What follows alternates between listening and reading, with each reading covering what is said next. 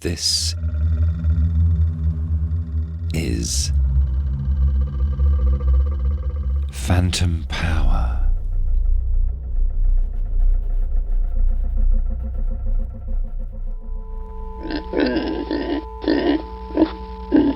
Episode 10. Animal control. If humans did this to each other, they'd call it sonic warfare, terrorism, or crowd control, depending on who did it and whom they did it to. They'd call the end result, for the victims that is, post-traumatic stress. But skunks aren't human, they're not even pets, not like your spaniel who clearly enjoys notions of his own. Can a skunk suffer post-traumatic stress? Aren't they just wild animals? Yes and yes, sound is contact, fear is a weapon, the wild is here.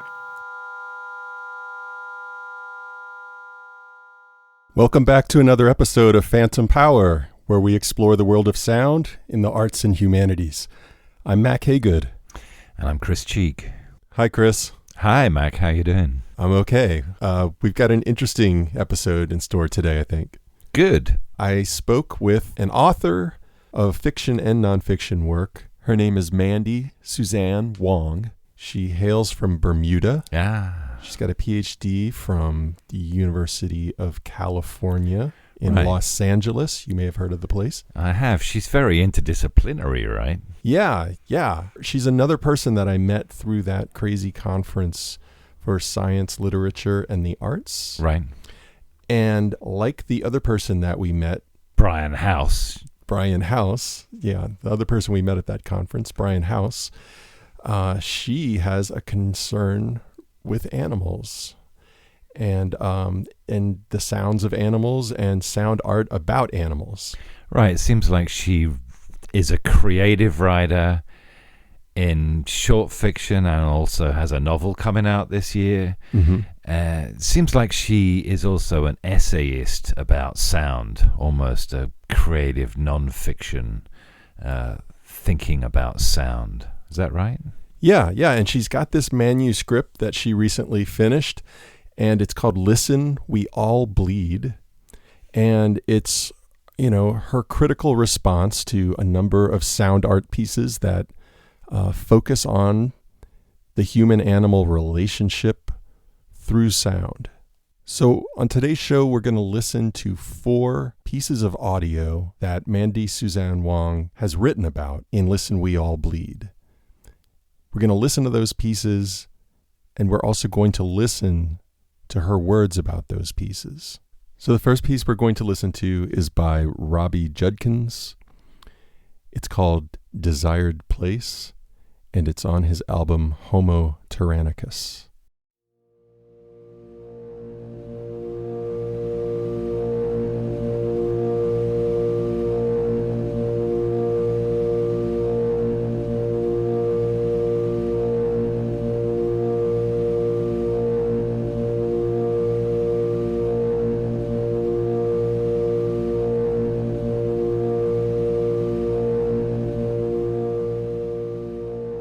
What is empathy?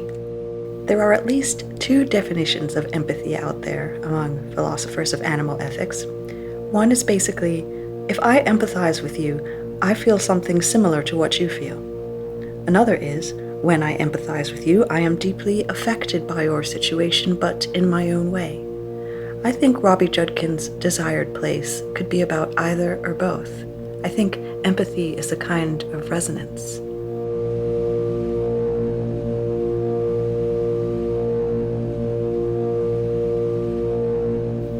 And the final track on his album Homo Tyrannicus, Desired Place, opens with a beautiful electronic chord, long and rolling in slow motion through the tones of some major triad with a bit of fuzz. 2 minutes. Most people would say that's very long for a chord, and it keeps going, and then little bells start ringing. Wind bothering a microphone, splash or stumble in the grass. The bells are somehow hollow, and then sheep and cattle lowing. The bells are full of footsteps in the grass.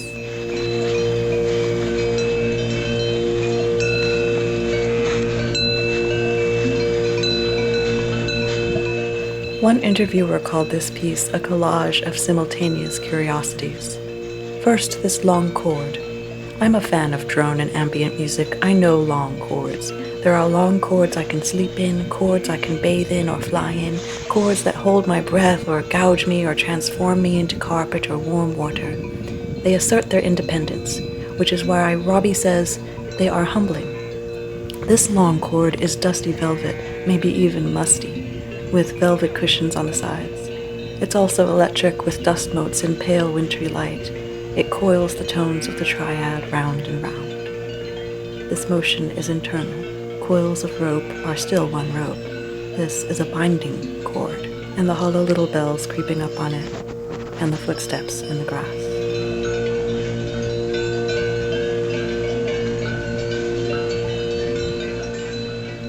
Farm animals, says the album's website, and English winter weather. I hear cattle and sheep moving through wide grasslands under heavy ash-gray skies. I've read that northern shepherds keep track of the herded and attune to their tempers by listening to the bells around their necks. I think this piece is about captivity and liberation and friction between what feels like liberation but is also captivity.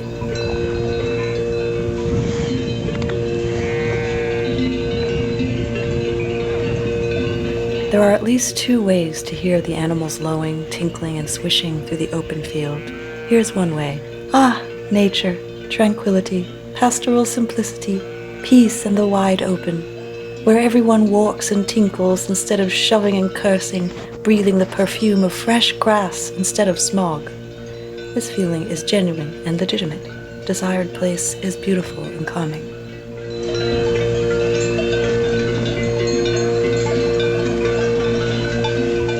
Here's another way to hear the culmination of Homo tyrannicus. The sheep and cattle tinkle because they're some human's property. They fare better on the range than they do in stanchions, but the clang of captivity has them by the throat. Appended to their bodies at the neck, bells are their prosthetic voices, as though captivity were some defining part of them. Just as the human Robbie Judkins, who comes to their wide open to escape himself, is imprisoned in himself, even in the great wide open, to the point that he's turned to mirtazapine, an antidepressant of last resort, which gives its name to the previous track.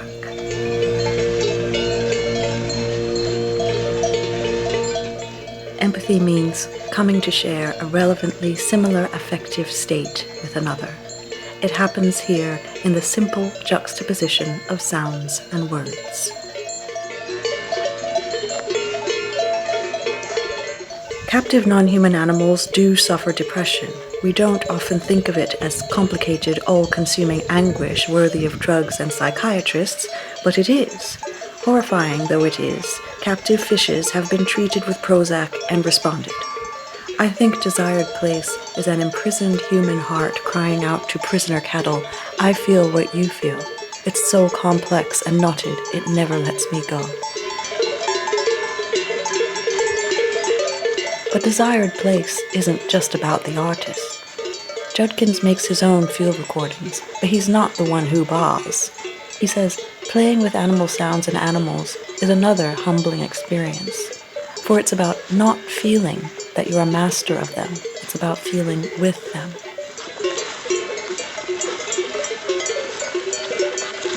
So Desired Place is neither a tranquil place nor a bare-walled cell, but a place where words about human tyranny and anguish coincide with captive animal sounds to give us an opportunity to appreciate that they suffer tyranny and anguish of the same complexity, but differently. Desired Place is a resonance, sounding out the irony in humans' obtuse idea of freedom, echoing the complexity in non-humans' emotional experience of captivity. Empathy is a liminal place full of echoes and reflections, changing color as they fly.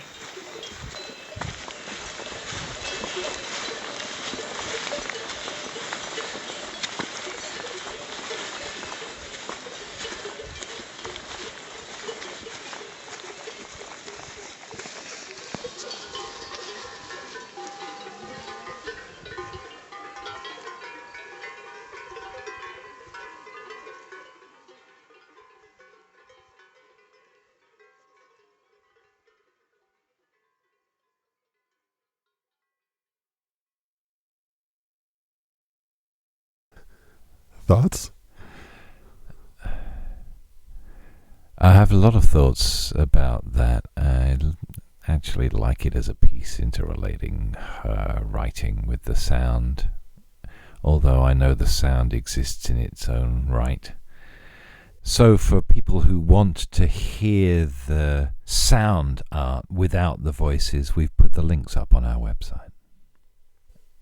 I'm drawn to thinking about cowbells and sheep bells and goat bells and what that does to the sheep or the cow or the goat. They're forced into hearing this clanging every time they move their head. That must be, to say the least, incredibly annoying, let alone intrusive, uncomfortable, maybe deafening.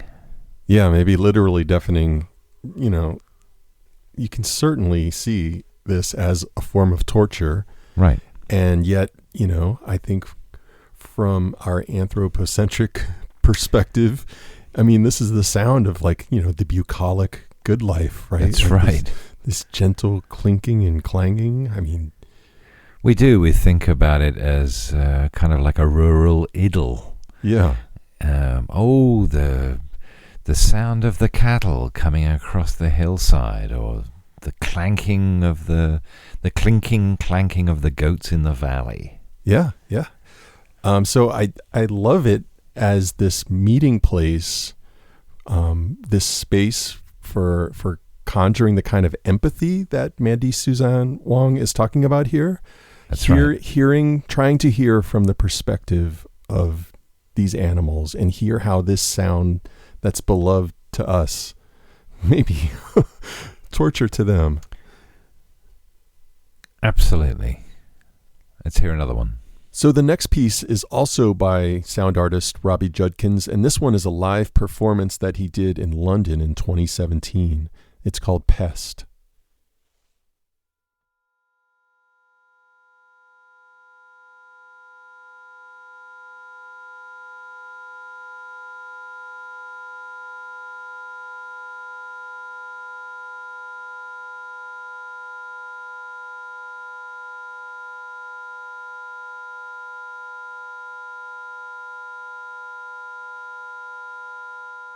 You're fast asleep in your cookie-cutter house in a decent suburban night. A stinking feral cat slinks onto your property, bent on wreaking havoc among your flower beds and spreading cat disease to little Junior. But never fear, you've got an ultrasonic animal repeller. The infiltrator trips the motion sensor and your faithful military green box on a stick starts shooting powerful ultrasounds and blinding lights. The intruder, cat, bat, rat, hedgehog, fox, raccoon, squirrel, skunk, mole, or dog, feels deafening sounds spearing its brain. Scared out of its wits, the enemy turns and runs. Meanwhile, you continue snoozing in your bed, dreaming perhaps of football, having noticed not a thing. Humane and guaranteed. If humans did this to each other, they'd call it sonic warfare, terrorism, or crowd control, depending on who did it and whom they did it to. They'd call the end result, for the victims that is, post-traumatic stress. But skunks aren't human, they're not even pets, not like your spaniel who clearly enjoys notions of his own. Can a skunk suffer post-traumatic stress? Aren't they just wild animals? Yes and yes, sound is contact, fear is a weapon, the wild is here.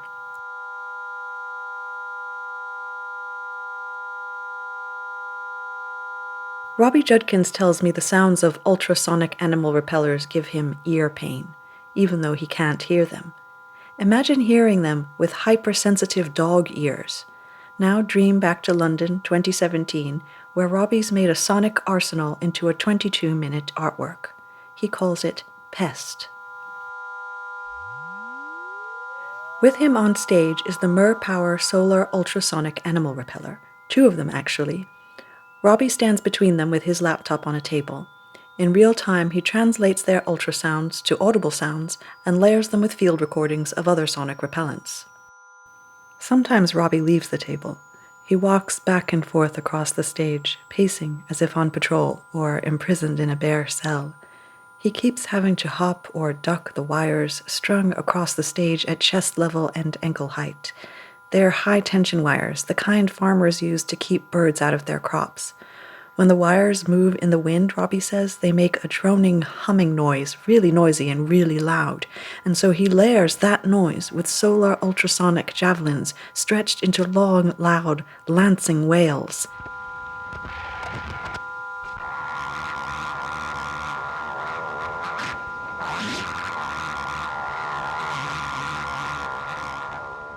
Every time he leaves or returns to his laptop, he must wriggle between wires, stepping up and ducking under. He dings his head once, and then bending or crouching over the computer, having nothing to sit on.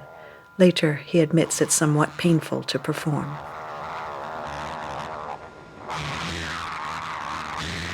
And that's the point. The artist literally ensnares himself. He doesn't spare himself as he blasts the only species on this planet that would purchase ultrasonic animal repellers with the noises of those very things as the outcasts might hear them. Audification as subversion. The whole thing is physically awkward for all humans present. Even for a fan of drone music, Pest is discomfortingly piercing.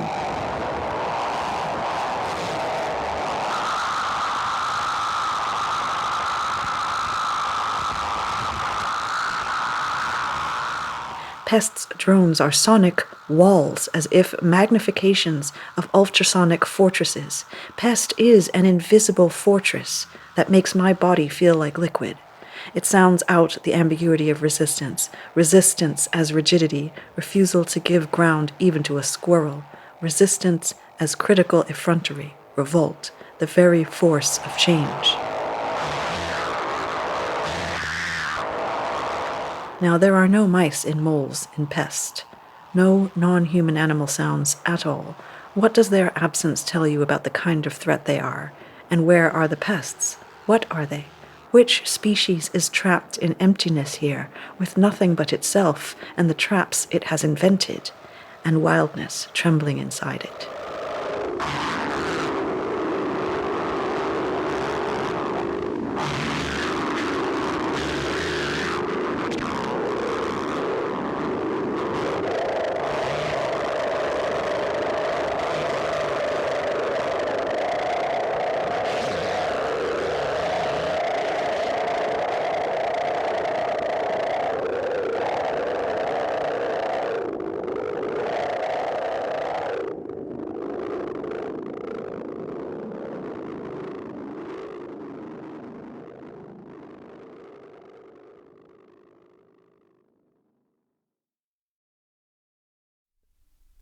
What I like about listening to these pieces, and I think what's starting to emerge is all of these different methodologies that we have for controlling our relationship to animals, and controlling the animals themselves, and how much sound plays into these things, right? You want to keep tabs on the animal, so you put a bell around its neck, right? Right. You want to know where it is. Yeah, so then you always know where it is, or you want to keep the animal away. Some animals we want to keep them, and so we use sound to do that. Some we want to repel them, so we use sound to do that.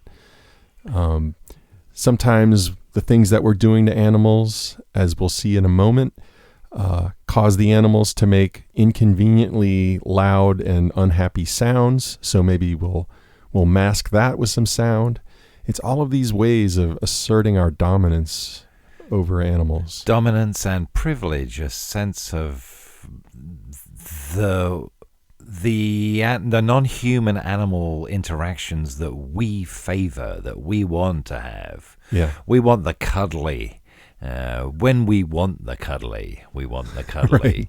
And where and how we want the cuddly, we want the cuddly. Cuddles on demand. Cuddles on demand. That sense of policing our own spaces to eviscerate them of any other animal presences.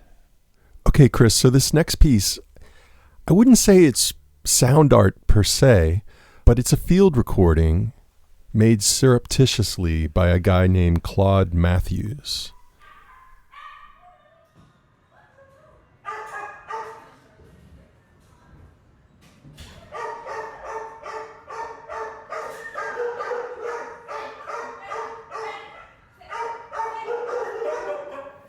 Once you've heard a big dog cry, you won't forget it. Or hundreds of dogs, big and small, black and brown and dappled. Claude Matthews met them on death row. Matthews went again and again to the Center for Animal Care and Control in Manhattan, taking pictures of homeless dogs and cats in cages. He made flyers for each animal, urging humans to adopt them before the CACC killed them, froze their bodies, and then burned them.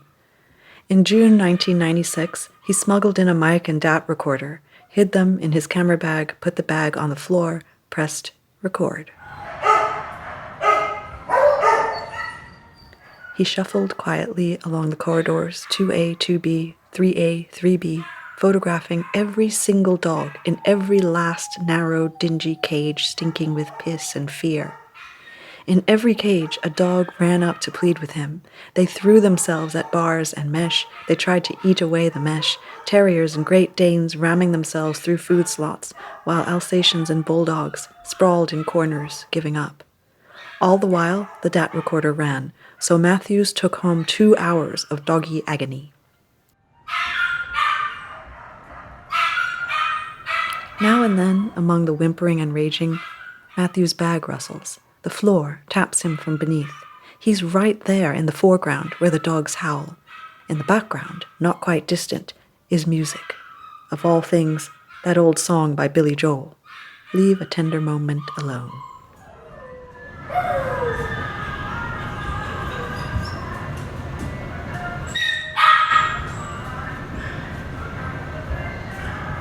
It's a horror of a coincidence. The CACC didn't know about Matthews' tape recorder. He offered to build a website connecting lonely humans with homeless dogs. The CACC turned him down, choosing to leave the moment alone and kill the animals instead. Matthews wrote, "It was massive and systemized violence, but it is not called violence.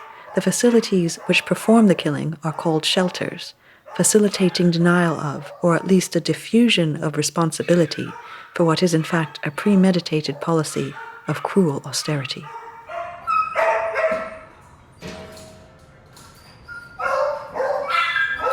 The music is far in the background, silly soft rock, sequestered beyond umpteen walls and corridors. If you don't know the song, you won't recognize it, but you'll know it's music. You'll pick up its mellow rhythms, even though Matthews positioned his DAT recorder so that the dogs would drown out everything. For CACC staff, it was the other way around. Music flooded the halls to drown the screams. A musical deployment to crush responsibility in willful ignorance. Howls and croons were countermeasures firing on each other in a stalemate. Their collision on Matthews' recording is an explosion of noise.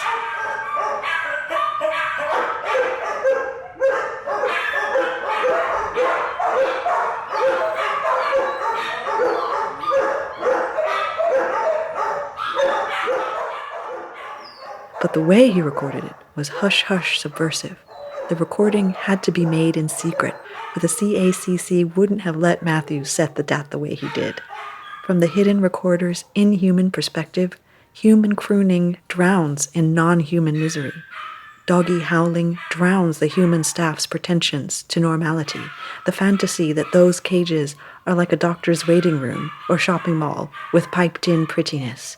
Listening, I start to feel like the rope in a tug-of-war between faint Billy Joel and deafening, doomed pit bulls. The music's presence shows how determined ignorance is. But with their chaotic range of pitches, timbres, dire emotions, and sheer, shattering volume, what can I say? The doggies win. Their voices, so loud, so distraught, and in such numbers, coerce me to listen.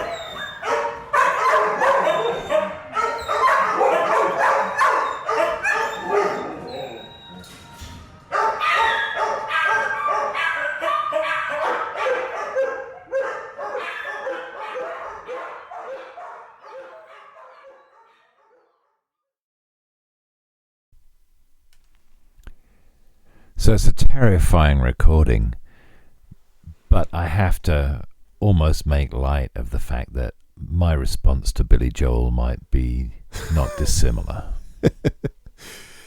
Yeah. The juxtaposition of the Billy Joel is just almost too much. It's terrifying. I remember going to the zoo in Chicago several years ago. It was Christmas time, and the lions were in their cages, and they had kind of big carousels outside, and they were playing Christmas carols. Just the worst kind of... It almost reminded me of the U.S. military trying to get Daniel Ortega out of his presidential palace by blasting the Rolling Stones at him. Well, the thing that I really like about this is just the this is almost a very Friedrich Kittler kind of thing, where the recorder, because it works differently from the human ear, it just captures what's there, right? Yeah. And this recorder was down on the floor in this bag, and it was at the dog's level. Yeah. Right? So we've got this kind of, musical perfume that's trying to cover up the stench of this place, right? The Billy Joel, but it's kind of up at the human ear level, right? But this recorder's down on the floor with the dogs, and it's picking up this different soundscape where Billy Joel just can't paper over the pain, of these animals. That's great. And I think once again, it's just like Mandy SUZANNE is sort of getting us to positioning us in the position of these animals. Mandy's grabbing onto these recordings that do this work of putting us in the aural position of these other beings that live on our planet. It's so distressing to hear, and many people listening will understand from their own domestic environment, possibly they are dog owners themselves, the terror that's being expressed through these dog whines, these dog howls, the sense of utter insecurity in a place that's called shelter. So, Chris, the last piece that we're going to encounter today is called 30 Times a Minute.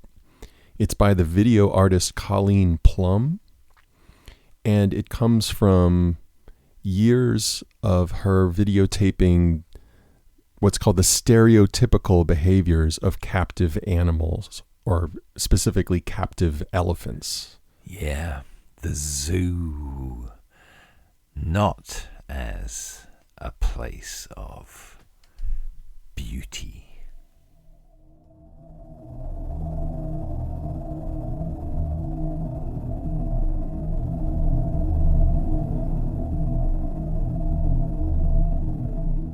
We're listening to a chord that should have passed us by in a fraction of a second. But it happens that it's stuck, trapped chord. We're on uncomfortable benches in a dark room with a big screen. Horizontal wires slash the picture all the way through. Behind them is an Asian elephant. Behind her, a thick fence. Clothed primates stare at her. She stares at emptiness in the near distance, swaying from side to side to side. Her name is Sunda. She's in a zoo in Kansas. Cut to an African elephant swaying side to side in another zoo. Cut to an Asian elephant swaying behind bars as thick as her gray legs, side to side, never forward or backward. Different elephants, different zoos, all doing the same thing, as this long cord just sits there. Colleen Plum, the artist of this work, traveled to 60 zoos in the US and Europe, videoing elephants as they weaved left and right, going nowhere. Swaying in place is abnormal for elephants. They'd walk 50 miles a day if they were free.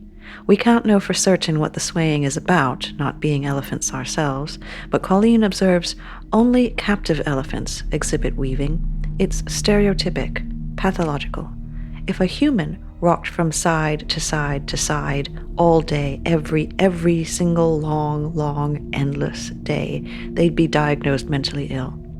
In elephants, these compulsive, repetitive movements can cause debilitating, life-threatening damage to the animal's feet and joints. So in Colleen's sound and video collage 30 times a minute, we watch beautiful gray bodies grinding themselves down. Each elephant is alone, wearing herself out to music that's forgotten how to move.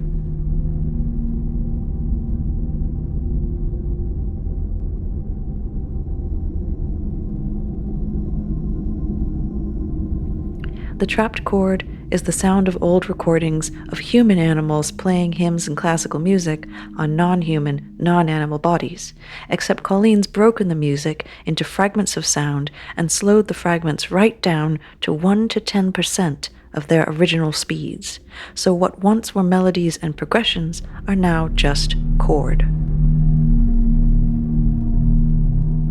Sunda's pachyderm heart beats 30 times a minute, half the speed of yours and mine. Slowing down human music to even less than half speed, Colleen wants us to feel how an imprisoned elephant feels her time. A photographer by training, Colleen had never worked with sound before. She wanted to make her own soundtrack because she wanted to retrain her perspective personally, to put herself through the experience of unlearning how to listen like a clothed and squeaky, always rushing primate. Colleen herself took on the work of unraveling familiar tunes into long piles of sound. It's a new, uncertain ritual for her, the painstaking process of her perceptions slowing, ceasing to be familiar or make sense, the long, impossible anguish of becoming elephant.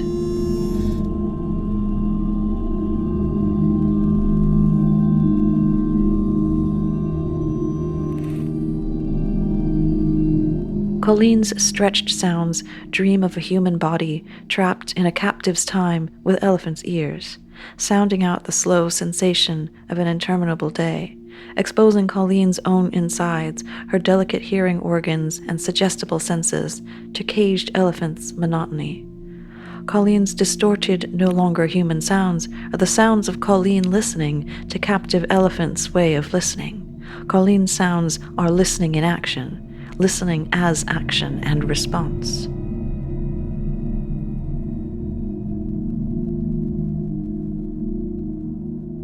The sounds are lovely by themselves, but juxtaposed with portraits of elephant after elephant jerking side to side compulsively, those trapped chords start to squeeze. Their grasping feels like too tight clothes. Colleen asks, how do humans seek what she calls connectivity, the feeling of being connected to others? Since one of her answers is music, especially religious music, she gives us hymns with their very identities as hymns bled out of them as they bleed into sonic puddles.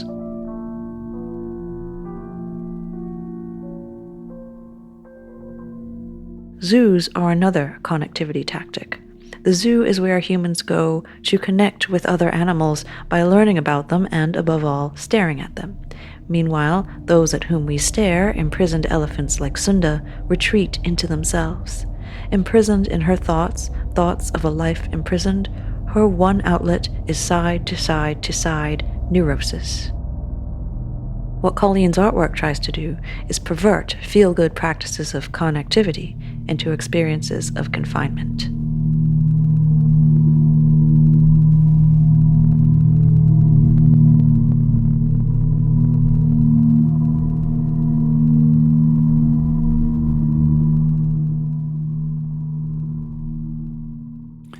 And that's it for this episode of Phantom Power. Thanks to Mandy Suzanne Wong for coming on the show. Thanks also to the sound artists and recordists whose work we listened to today. Robbie Judkins, Claude Matthews and Colleen Plum. You can hear their works in their entirety. Find a link to Mandy Suzanne Wong's website, learn more about Phantom Power and find transcripts and previous episodes of the show all at phantompod.org. You can also subscribe to our show there, or wherever you get your podcasts. We'd love it if you'd rate and review us in Apple Podcasts, and you can also find us on Facebook and Twitter at Phantom Pod. Today's show was edited by Craig Ely and Mack Hagood. Thanks to our intern, Gina Morovec. Phantom Power is produced with support from the Robert H. and Nancy J. Blaney Endowment, the Miami University Humanities Center, and the National Endowment for the Humanities.